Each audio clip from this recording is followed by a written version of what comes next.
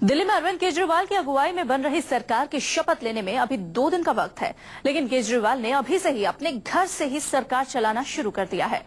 चूंकि केजरीवाल ने दिल्ली की जनता से वायदे बहुत सारे किए हैं और उन वायदों को पूरा करने के लिए उनके पास वक्त बहुत कम है। ऐसे में एक तरफ जहां लगातार दूसरे दिन केजरीवाल के घर के बाहर जनता दरबार लगा, वहीं दूसरी ओर केजरीवाल ने एक बार फिर अपील की है कि उन्हें सरकार चलाने के लिए ईमानदार लोगों की जरूरत है।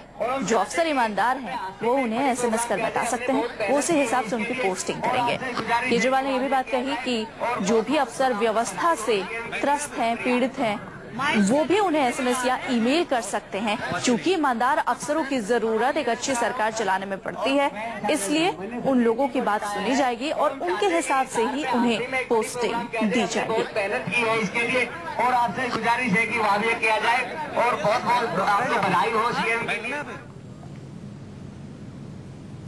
कम वक्त में ज्यादा वायदे पूरे करने के लिए केजरीवाल ने ईमानदार अफसरों से अपील की है कि वो उन्हें SMS करें, जिससे वो उन्हें सही जगह पर पोस्टिंग कर सके।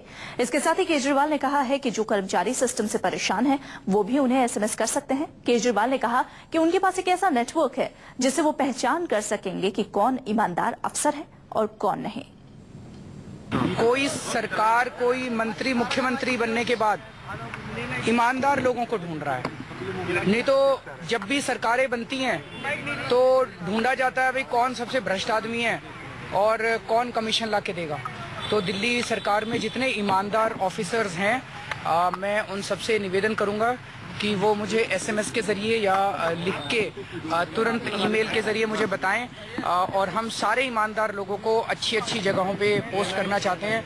सारे ईमानदार लोगों के साथ मिलकर सरकार आगे बढ़ाना चाहते हैं। और दूसरी बात, ढेर सारे कर्मचारी ऐसे हैं सरकार के अंदर भी जो कि व्यवस्था से पीड़ित हैं। मैं अभी जब दिल्ली विधानसभा में, अपनी विधानसभा में घूमता था, ऐसे बहुत कर्मचारी जिनके मेडिकल फंसे हुए हैं, LTC फंसी हुई है, जो कर्मचारी खुद बहुत दुखी हैं, उन सबका समाधान किया जाएगा। जितने अच्छे लोग हैं, जितने ईमानदार ऑफिसर्स हैं, उन सबको बढ़ावा दिया जाएगा, उनकी ईमानदारी को रिवॉर्ड किया जाएगा, उनको रिकॉग्नाइज किया जाएगा। तो मुझे पूरी उम्मीद है कि आने वाले समय में बेईमानी और भ्रष्टाचार खत्म होगा और एक ईमानदार माहौल हम लोग दिल्ली में शुरू करेंगे। दिल्ली विधानसभा चुनाव में अच्छी सफलता के बाद आम आदमी पार्टी के हौसले बुलंद है। अब लोकसभा चुनाव की तैयारियों में जुटी है आम आदमी पार्टी। पार्टी के नेता संजय सिंह ने बताया कि पार्टी लोकसभा चुनाव में करीब 100 सीटों पर अपने प्रत्याशी उतारेगी।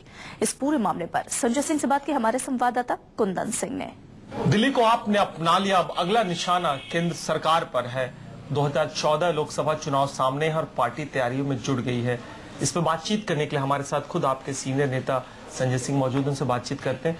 सर, अगर 2014 की बात करें, पार्टी किस लेवल पे तैयारी कर रही है, पहले चरण में कहाँ जाएगी? देखिए, पहले चरण में हम लोग राज्यों के जो हमारे पार्टी के पदाधिकारी हैं और जो जिलों के कार्यकर्ता हैं, उनके साथ राज्यवार मीटिंग कर रहे हैं।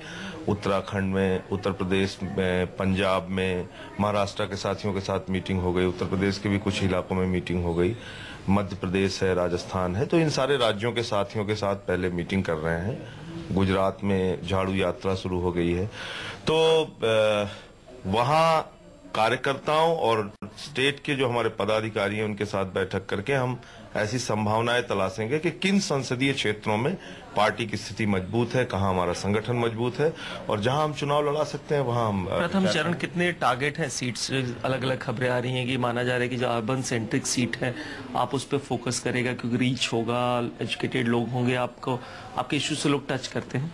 देखिए, अभी की जो हम लोगों की तैयारी है सांगठनिक और बाकी चीजों की, तो आज की तारीख में उस हिसाब से हम लोग कह सकते हैं कि लगभग 100 सीटों के आसपास चुनाव लड़ेंगे।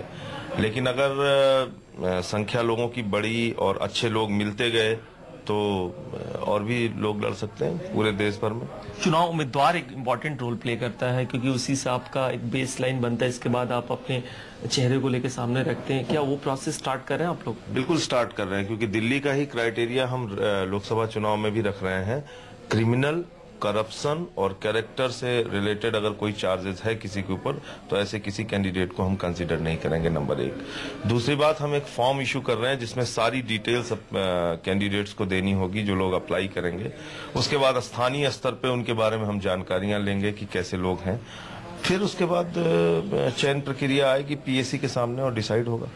पार्टी अभी मैं कह रहा हूं कि व्यापक एक रणनीति बनाने के लिए पीएससी बैठेगी और उस पे एक रणनीति बना के मैनिफेस्टो कैसा होगा, क्या मुद्दे होंगे, क्या रणनीति होगी, वो हम शुरू करेंगे, उसको हम जारी करेंगे। लेकिन फॉर्म जारी करना और राज्यवार मीटिंग करना ये प्राथमिक तौर पे हम लोग शुरू कर रहे हैं। धन्यवाद। ये थे संजय सिंह जी, जिनका कहना था कि ये लेटेस्ट स्टेज की बात है, लेकिन शुरुआत कम से कम पार्टी करने जा रही है कि एटलीस्ट फॉर्म इशू कर सके, जो आवेदन चाहते हैं वो कर सके। अपने कैमरा से होगी पीएस भंडारी के साथ कुंदन सिंह, न्यूज़ 24 वसुंधरा।